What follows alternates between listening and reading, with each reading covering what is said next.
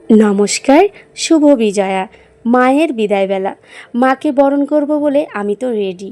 দেখুন, এবার junior বসাককে ready করব। প্রায় 1 ঘন্টা ধরে চেষ্টা করলাম ওকে লাল রঙের পাঞ্জাবি পরাবো বলে, কিছুতেই পরলো না। এইটা নাকি ওর পছন্দের গেঞ্জি, এটা ছাড়া কোনোটাই পরবে না। বোঝেন কেমন লাগে তাহলে। যাই হোক, মাকে বরণ করি। মা তো চলে যাবে, আর কিছুক্ষণের অপেক্ষা, তারপর মন্দিরটা একদমই ফাঁকা হয়ে যাবে। মেয়ে বিয়ে দিলে যেমন ঘরটা শূন্য লাগে, আর মা চলে যাওয়ার পর মন্দিরটা কত ফাঁকা লাগে। মনে হয় সব কিছুই ফাঁকা ফাঁকা, কোথাও কিছু নেই। বিশেষ করে যাদের বাসায় পূজা হয় তারাই বোঝে সত্যি মা চলে যাওয়ার কি কষ্ট। খুব খারাপ লাগে, সত্যি বলছি, আমার অনেক খারাপ লাগছে। আমরা তো সবসময় বাসায় একাই থাকি, এই কয়েকটা দিন এত লোকজন ঘিরে থাকে, কি বলবো।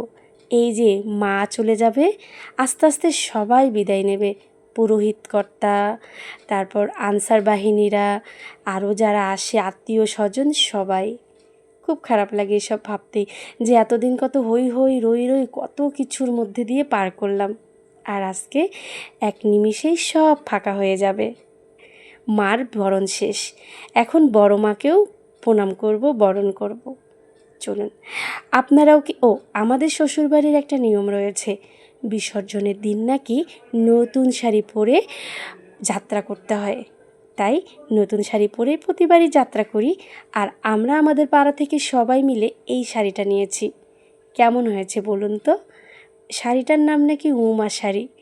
যাই হোক, উমা হোক আর যাই হোক, মায়ের নামে নাম। মাকে বললাম, আবার এসো মা, আবার এসো। আসবে এবং যাবে, এইটাই নিয়ম, তাই না? এই যে মায়ের চরণে সিঁদুর দিয়ে মাকে প্রণাম করে নিলাম, সবাইকেই প্রণাম করলাম। আর আমার ছেলে মিস্টার জুনিয়র বসাককে বললাম, বাবা প্রণাম করো। ও খালি বলছে নমো নমো নমো নমো নমো নমো নমো নমো নমো নমো, আর খালি সিংহ সিংহ বলে ডাকছে। সিংহ মামা, ও সবাইকেই মামা বলে। ও বলে সিংহ মামা, তারপর বলে দুর্গা মামা, তারপর বলে অসুর মামা।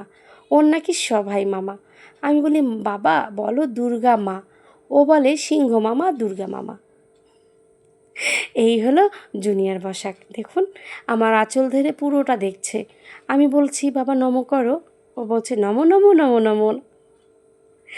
এগুলোই স্মৃতি হয়ে থাকবে। মা কিন্তু চলে গেছে, স্মৃতিগুলো রেখে গেছে।